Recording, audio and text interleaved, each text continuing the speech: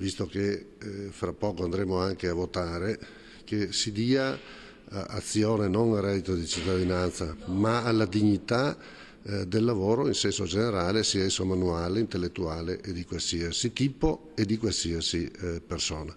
Un vero e proprio appello alla politica a meno di 2 mesi dalle elezioni. Chiunque vinca ridia dignità al lavoro, perché casi come quelli scoperchiati dalla Guardia di Finanza qualche giorno fa non possano ripetersi.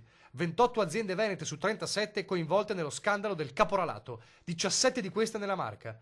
Lavoratori senza diritti utilizzati dalle aziende che macchiano il buon nome di un'intera categoria, e non solo il buon nome. È una concorrenza sleale, ma è soprattutto, credo, in questa fase dove noi vogliamo riprendere un po' il ruolo del lavoro in senso generale, è anche un elemento che danneggia le persone e soprattutto l'immagine del lavoro. Una piaga non giustificabile. Noi abbiamo, è vero, delle difficoltà a reperire manodopera di un certo tipo, perché i nostri giovani magari non si approcciano più a determinati mestieri, ma questo non toglie che se anche le persone sono diverse da noi per lingua, per provenienza, che nel posto del lavoro abbiano la stessa dignità e la stessa attenzione. Solo le istituzioni possono correggere il tiro, dice Sartor, per non lasciare il fianco scoperto ai furbi, ma per far ciò bisogna combattere le storture burocratiche dell'attuale sistema. Il paradosso è che magari si corre il rischio di pagare di più un errore formale, diciamo in una comunicazione, un ritardo di un dipendente stabile,